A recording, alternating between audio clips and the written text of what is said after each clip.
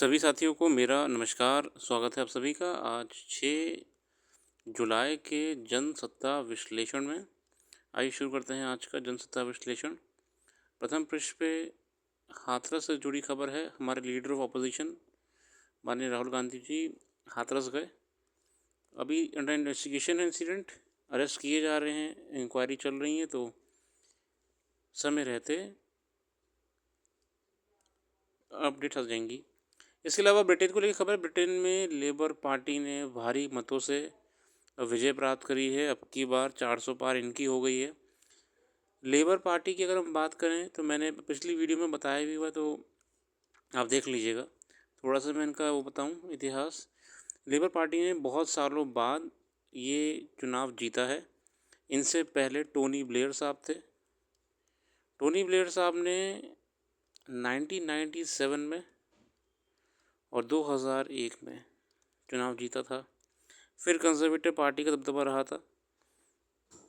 इसके अलावा अगर हम लेबर पार्टी की बात कर रहे हैं तो आपको थोड़ा सा मैं इतिहास याद दिला दूं कि भारत की आज़ादी में इनका योगदान रहा है। क्लेमेंट एटली, आपने नाम सुना होगा, एक क्लेमेंट एटली 1945 लेबर पार्टी के थे। लेबर पार्टी क्यों जीती है थोड़ा सा मैं आपको, पहली बात तो ब्रिटिश सिस्टम कैसा है, पॉलिटिकल सिस्टम, ये मैंने वेबसाइट पर डाला हुआ है, आप सर्च कर लीजिएगा सर्च इंजन में जाके कि ब्रिटिश पॉलिटिकल सिस्टम। तो मैंने पूरा ब्लॉग लिखा हुआ है कि कैसा है, पार्टीज़ कौन सी हैं। लेबर पार्टी है, कंजर्वेटिव पार्टी है, इसके अलावा छोटी पार्टियां बहुत सारी हैं, ग्रीन पार्टी है, वगैरह वगैरह। जीत का कारण क्या रहा है? जीत का कारण ये रहा है कि कंजर्वेटिव पार्टी के होने से लोग नाराज़ ये थे क्योंकि कंजर्वेटिव पार्टी में ज़्यादातर पूंजीपति और अमीर लोग भी होते हैं। तो college fees, school fees, hospital charges, medical charges बहुत ऊपर जा रहे थे। लोगों को इलाज कराने के लिए तक बाहर जाना पड़ रहा था। हालांकि इनके आने से इस चीज़ पर फ़र्क नहीं पड़ेगा कि इलाज लोग यहीं पर करा लेंगे। मेडिकल एंड हॉस्पिटल फ़ीस तो यूके में ऑलरेडी महंगी है ही है, पर दिक्कत ये थी कंजर्वेटिव पार्टी के दौरान जो ऋषि सुनक रहे हैं, ये महंगाई और बढ़ गई थी। इसके अलावा बहुत सारी परेशानियां हैं। अब वो उनकी परेशानियां, हम उसमें नहीं जाएंगे, हम तो अपना देश देखेंगे पहले। ओवरऑल कीर स्टैमर ने बहुत, ये कोई छोटी मोटी विजय नहीं है। कीर स्टैमर इतने लंबे समय से सुस्त पड़ी पार्टी को फिर से जिंदा कर दिया है। तभी ये बोलते थे न्यू लेबर पार्टी। हमेशा बहुत लंबे समय तक लेबर पार्टी सुस्त पड़ी रही है, इन्होंने मेरे को ज़िंदा कर दिया है, एकदम नए सिरे से एक ऊर्जा भर दी है। खुशखबरी है और अच्छा काम करेंगे तो बढ़िया रहेगा। इसके अलावा इस बार भारतीय मूल के अन्य सांसद चुने गए हैं। ब्रिटेन में बहुत चुने गए हैं। ऋषि सुनक साहब की पार्टी तो हार गई है, मगर ये जीत गए हैं। इनकी कॉन्स्टिट्यूंसी से लोगों ने जिताया है इनको। सोहेल ब्रेवरमैन और शिवानी राजा, प्रीति पटेल वगैरह। हम अपने संपादकीय पे जाएंगे क्योंकि हमारा यही चुनाव है। कठिन चुनौती बनती बाल भुखमरी, और इसकी शुरुआत हम करेंगे कल्प मेधा से। रॉबर्ट फ्रॉस्ट, क्योंकि अच्छा रॉबर्ट फ्रॉस्ट का जिक्र हो गया है, थोड़ा दिमाग पे जोर डालिए, इनका कहीं पहले नाम आया था। अभी कुछ दिन पुरानी वीडियो में ही मैंने आपको बताया था कि क्लास 6 की नई किताब छापी है एनसीईआरटी ने, पूर्वी, ठीक है ना, उसमें रॉबर्ट फ्रॉस्ट की भी पोएम्स वगैरह थी। एनसीईआरटी ने क्या करा है, नेशनल करिकुलम फ्रेमवर्क और नेशनल एजुकेशन पॉलिसी के तहत इंडियन पोएम्स, इंडियन कैरेक्टर्स को इंक्लूड करा है। उसमें रॉबर्ट फ्रॉस्ट की भी एक पोएम पहले हुआ करती थी, द रोड लेस ट्रैवल्ड, कि मैं मोड़ पे खड़ा हूँ, एक सड़क यहाँ जा रही है, एक सड़क वहाँ जा रही है, कहाँ जाऊँ। ये पोएम बहुत अच्छी थी और आप इसका एक बार पढ़िएगा अपने आप से को बार। चलिए, इसी बहाने हमको याद कर लिया। इन्होंने कहा है कि बिना अपना आपा और आत्मविश्वास खोए कुछ भी सुन सकने की योग्यता हासिल कर लेना ही शिक्षा है। बहुत अच्छी बात कही है। हमेशा कंट्रोल में रहिए, एग्जिशिएट मत होइए। अब बढ़ेंगे अपने लेख की तरफ। कठिन चुनौती बनती बाल भुखमरी, हंगर। भूख वैश्विक समस्या बन चुकी है, मगर इससे लेकर कोई ठोस नीति नहीं बन पाई है। सुविधा संपन्न परिवार जहां भोजन की बर्बादी करते हैं, वहीं गरीब परिवार भूखे पेट सोने को मजबूर हैं। हाल ही में आई यूनिसेफ की बाल पोषण रिपोर्ट बेहद चौंकाने वाली है। दुनिया के 92 देश में बाल पोषण को लेकर आए आंकड़े डराते हैं और सोचने को विवश करते हैं। चिंताजनक स्थिति तो भारत की भी है। यहाँ 40% बच्चे भूख और कुपोषण का शिकार हो रहे हैं। 40% लोग भूख और कुपोषण का शिकार हो रहे हैं इंडिया में। ठीक है ना, आगे बढ़ेंगे इसमें ही। पड़ोसी मुल्क पाकिस्तान से भी कुपोषण के मामले आते रहे हैं और उनकी स्थिति तो और ख़राब है। वहीं सोमालिया एवं अन्य देशों में कुछ खास परिवर्तन नहीं आए हैं उनकी स्थिति में। जब दुनिया का वर्तमान भुखमरी और कुपोषण का शिकार है, तो भविष्य की नींव कितनी मजबूत होगी, यह अपने आप में बड़ा सवाल है। क्या आने वाली दुनिया होगी सॉरी क्या आने वाली दुनिया समानता समता के अनुरूप चलेगी? क्या इस समाज में हम सबको एक बराबर का हिस्सेदारी दे पाएंगे? क्या सबका विकास एक बराबर होगा? क्या ये एक वर्किंग पॉपुलेशन होगी? अब दुनिया का हर चौथा बच्चा तो भुखमरी का शिकार है।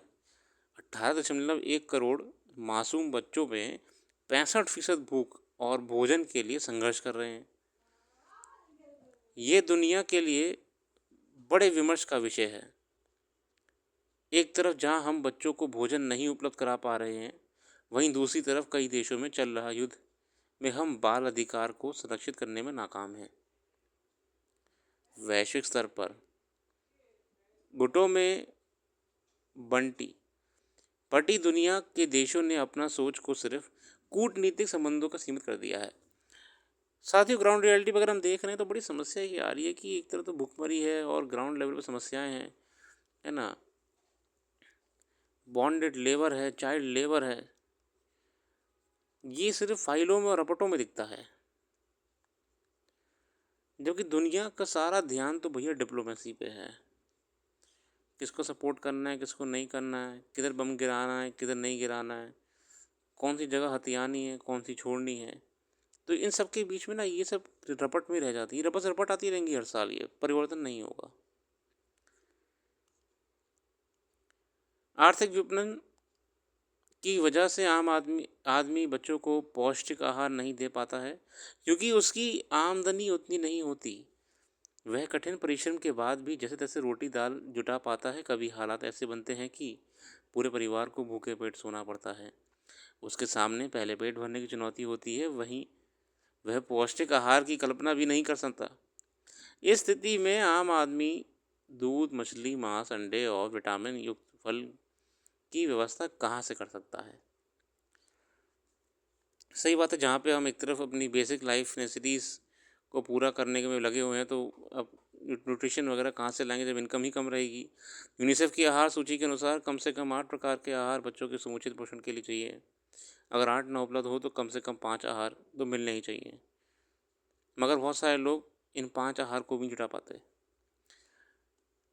साथियों, यूनिसेफ की रिपोर्ट ने बहुत एक बड़ा इशू को हमारे सामने हाईलाइट करा है कि कैसे आज भी भारत में 40% लोग भुखमरी की तरफ हैं। कैसे अफ्रीकन नेशंस तो जहाँ पे थे वहीं पे टिके हुए हैं, ठीक है ना। इस सब के बीच में हम उल्लंघन कर रहे हैं मानव अधिकारों का, ह्यूमन राइट्स का, है ना। हम युद्धों में, डिप्लोमेसी में, कूटनीति में लगे हुए हैं। यहीं पे वैश्विक आंकड़े हमको डराने का काम करते हैं कि रियलिटी कुछ और ही जा रही है। अब यूनिसेफ की रिपोर्ट के अनुसार दुनिया के 44 करोड़ बच्चों की पहुंच निर्धारित 8 खास समूहों तक नहीं है। मतलब देखिए, ये कहा गया है कि चलिए अगर आपके खाने में ये 8 चीज़ें हैं तो आप एक पौष्टिक आहार ले रहे हैं, और अगर ये नहीं है तो चलिए ये 5 हैं, आप इनमें ले लीजिए, ये पैरामीटर सेट करें। बट रियलिटी ये है कि आज भी कई क्षेत्रों में, आज भी कई देशों में ये 5 भी मील में नहीं आ पा रहे हैं। 44 करोड़ बच्चों को ये 5 इंग्रेडिएंट्स भी नहीं मिल पा रहे हैं। मैं बताऊँगा इनके बारे में कौन से होते हैं। और सबसे बड़ी समस्या तो लाइबेरिया, गुनिया, अफ़गानिस्तान, ये अफ़्रीकी देश और ये अफ़गानिस्तान में है आपकी। पाकिस्तान तो बहुत ही बुरी हालत है भुखमरी में। तो ये चिंता का विषय है। हमारे में ये टॉपिक कौन-सा आ रहा है? ये टॉपिक आ रहा है फूड एंड हंगर का। फूड एंड हंगर का। इस पे डिटेल ब्लॉग हम डाल देंगे वेबसाइट पे, आप निश्चिंत रहिए। ठीक है, आगे बढ़ते हैं। बुरा लगता है, दुःख होता है, पर यही जीवन का सत्य है। उम्मीद की राह ये एससीओ को लेके आर्टिकल है, जैसे कि हमने कल बात करी भी थी कि एससीओ शंघाई कोऑपरेशन ऑर्गेनाइजेशन है। ये एक समूह है। कज़ाकिस्तान, चाइना, भारत, अब तो बेलारूस भी आ गया है। सामरिक शांति, डिफेंस, रक्षा इत्यादि का। इस दौरान भारत ने अपना रुख दोहराते हुए भारत और चीन पूर्व लद्दाख में गतिरोध को जल्द से जल्द हल करने पर सहमत हुए हैं। विदेश मंत्री एस जयशंकर ने गत गुरुवार को कजाकिस्तान में शंघाई सहयोग संगठन शिखर सम्मेलन में इतर अपने चीनी समकक्ष वांग यी के साथ बैठक कर इस मसले पर विस्तार से बातचीत की। इस दौरान भारत ने अपना रुख दोहराते हुए कहा कि वास्तविक नियंत्रण रेखा का सम्मान करने के साथ ही सीमा पर शांति बहाली आवश्यक है। इससे दोनों देशों के बीच सीमा पर हालात सामान्य होने और द्विपक्षीय संबंधों में सुधार को लेकर उम्मीद की एक नई किरण नजर आई है। दरअसल विदेश मंत्री ने अपने चीनी समकक्ष के साथ वार्ता में साफ कहा कि दोनों देश के बीच संबंध पारस्परिक संबंध, आपसी हित और संवेदनशीलता पर आधारित होने चाहिए।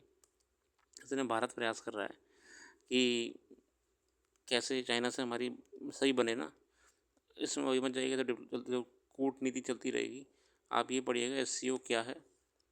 एससीओ मैंने ब्लॉग में डाला भी हुआ है, बेसिकली उतना पढ़ लीजिए, काफ़ी है। मेंबर्स कौन कौन होते हैं, इनका मैंडेट क्या है, क्यों है एससीओ, एससीओ चाह क्या रहा है, क्या डेवलपमेंट चाह रहा है। और दूसरी बात है, आपको बताऊँ एससीओ की रेलेवेंस बहुत बढ़ गई है। एक तो जब से ये यूक्रेन रशिया वॉर और गाज़ा इजराइल वॉर हुआ है, तो जितनी भी बड़ी इंटरनेशनल ऑर्गेनाइजेशन है जिसमें यूएसए शामिल है, तो अब व्यूज़ के बीच में ठनने की वजह से, है ना, अनबन होने की वजह से, मैच ना होने की वजह से रशिया ने कई बड़ी ऑर्गेनाइजेशन से साइड हो गई है। इसलिए अब वो एससीओ जैसी ऑर्गेनाइजेशन में एक्टिवली पार्टिसिपेट कर रही है। रशिया चाइना का बहुत अच्छा दोस्त बन गया है। हमारा रशिया बहुत अच्छा दोस्त है। एससीओ, ब्रिक्स, ये सब ऑर्गेनाइजेशन बहुत बहुत ज़रूरी हैं और आने वाले समय में डिप्लोमेसी में ये बहुत काम करने वाली हैं।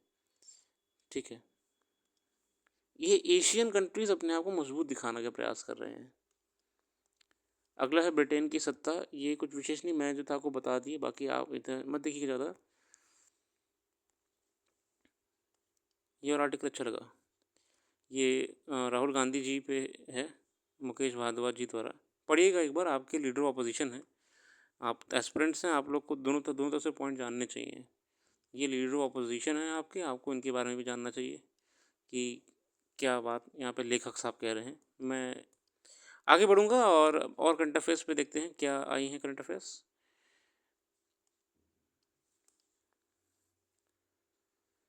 और कोई विशेष तो नहीं, बाकी अगर जो भी करंट अफेयर्स इंपॉर्टेंट होगी जो यहाँ छूट गई होगी, वेबसाइट पे मिल जाएगी। वेबसाइट का लिंक डिस्क्रिप्शन में मौजूद है।